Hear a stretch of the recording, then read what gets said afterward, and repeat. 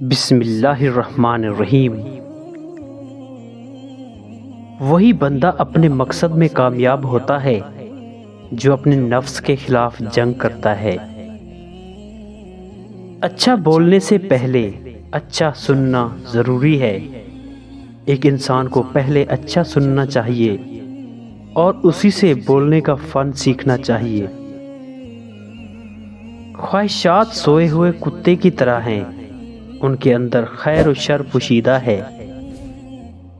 انسان دنیا میں بہت سے برے کام مختلف قسم کے خوف کی وجہ سے کرتا ہے۔ اگر خدا کی مدد پر کامل یقین ہو تو انسان برائیوں سے بچ سکتا ہے۔ مرد کی فطرت ہے کہ اسے مکمل مل جانے والی چیز سے اکتاہٹ ہونے لگتی ہے۔ جب دولت قریب آنے لگتی ہے تو دو چیزیں ظاہر ہونا شروع ہو جاتی ہیں، ایک دروازے پر سائل اور دوسرا خواب میں دولت نظر آنے لگتی ہے۔ پریشان نہ ہو، اللہ بھی وہی دروازہ کھولتا ہے جس کی چابی آپ کے پاس نہیں ہوتی۔ اللہ اور انسان کا تعلق الف سے ہے۔ یہ ایک سیدھی لکیر جیسا تعلق ہے جس کے ایک سرے پر اللہ ہے اور دوسرے سرے پر بندہ ہے۔ خدا کے ہاں مقام صرف دل کی کیفیت کا ہے۔ بہترین زندگی جینے کے لیے اس حقیقت کو تسلیم کرنا پڑتا ہے کہ سب کو سب کچھ نہیں مل سکتا۔ زندگی مسلسل امتحان ہے۔ یہاں 10 بار کرنے کے بعد 11ویں بار اٹھ جانے کا نام کامیابی ہے۔ اگر قدر نہیں کرو گے تو اللہ چھین لے گا، وہ پھر چاہے رزق ہو یا عشق۔ یہ دنیا بری ہو چکی ہے اور مجھے وہ دنیا چاہیے جو بچوں کی طرح مسکرائے۔ انسان اکڑ کر ایک ٹیلے پر نہیں چڑھ سکتا، لیکن جھک کر ایک پہاڑ پر پہنچ سکتا ہے۔ عاجزی سے جھکنا سیکھیں تاکہ بلندی نصیب ہو۔ اچھی باتیں پڑھنے کی عادت ہو تو اچھی باتیں کرنے کی عادت خود بخود بن جاتی ہے۔ خودکشی اسلام میں حرام ہے اور موت مسائل کا حل نہیں ہوتی۔ ہم لوگ نیک بننا نہیں، صرف نیک دکھنا اور نیک کہلانا چاہتے ہیں، اور یہ منافقت کا سب سے اعلیٰ درجہ ہے۔ سب سے بہتر اور عزت کا لقمہ وہ ہے جسے اپنی محنت اور کوشش سے حاصل کیا جائے۔ اگر آپ حادثاتی طور پر کسی سے 2-4 کتابیں زیادہ پڑھ گئے ہیں تو انہیں ہضم کرنا سیکھیں۔ دوسروں کا جینا حرام نہ کریں۔ انسان سے محبت وہی کر سکتا ہے جس پر خدا مہربان ہو۔ تیرے وجود کی بنیاد تیرا باپ ہی ہے، اگر وہ نہ ہوتا تو بھی نہ ہوتا۔ تو جان لو تمہارے اندر جو بھی اچھائی ہے اس نعمت کی بنیاد تمہارا باپ ہے۔ رشتوں کو جوڑے رکھنے کے لیے کبھی کبھی گونگا، بہرا اور اندھا ہونا پڑتا ہے۔ بغیر نقشے کے پرندے بھی اپنے مقام تک پہنچ جاتے ہیں، مگر ایک انسان ہے جو دل سے دل تک پہنچنے میں ناکام رہتا ہے۔ جب انسان کا غم یا خوشی حد سے زیادہ بڑھ جائے تو دنیا اس کی نظر میں حقیر ہو جاتی ہے۔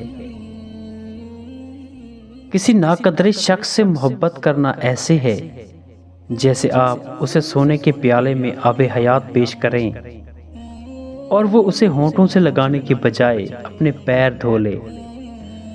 دولت حیثیت بدل سکتی ہے، اوقات نہیں۔ کچھ لوگ آپ سے صرف اتنی محبت کرتے ہیں جتنا وہ آپ کو استعمال کر سکتے ہیں۔ جہاں ان کا مفاد ختم، وہاں ان کی محبت بھی ختم۔ فقیر کی بھوک صرف اس کی جان کھا لیتی ہے، جبکہ سلطان کی بھوک ملک و ملت کھا جاتی ہے۔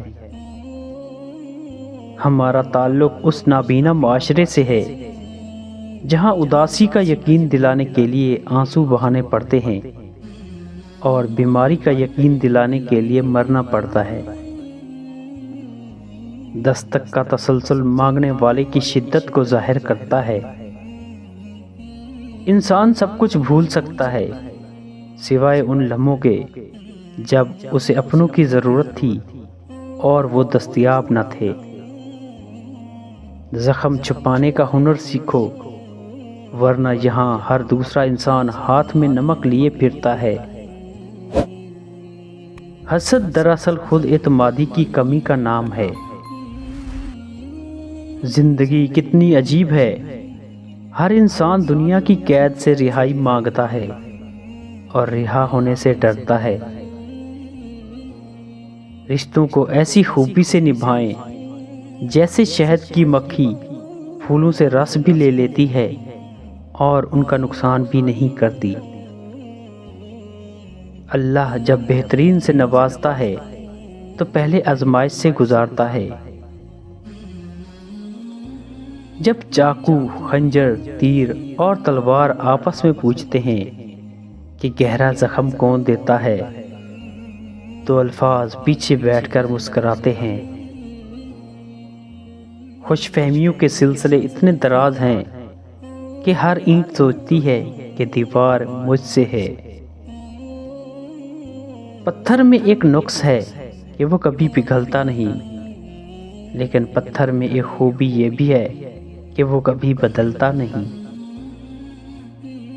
بہترین وقت وہ ہے جس میں بدترین لوگ سامنے آ جائیں۔ انسان کی عقل صرف اتنی ہے کہ اسے جانور کہا جائے تو ناراض ہو جاتا ہے اور شیر کہا جائے تو خوش ہو جاتا ہے۔ زیادہ کی ہوس حاصل شدہ کا لطف نہیں لینے دیتی۔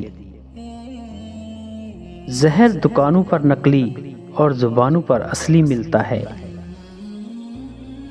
جو حد سے زیادہ پیار کرتا ہے وہ حد سے زیادہ نفرت بھی کر سکتا ہے، کیونکہ شیشہ جب ٹوٹتا ہے تو وہ خطرناک خنجر بن جاتا ہے۔ اگر تو 10 برس تک بھی بے روزگار رہے اور تیرے پاس کھانے کو بھی کچھ نہ ہو تو پھر بھی تو علم سے منہ نہ موڑ۔ روٹی کا خشک ٹکڑا اور یا رزاق لکھ کر جیب میں رکھو، بہت جلد دولت مند بن جاؤ گے۔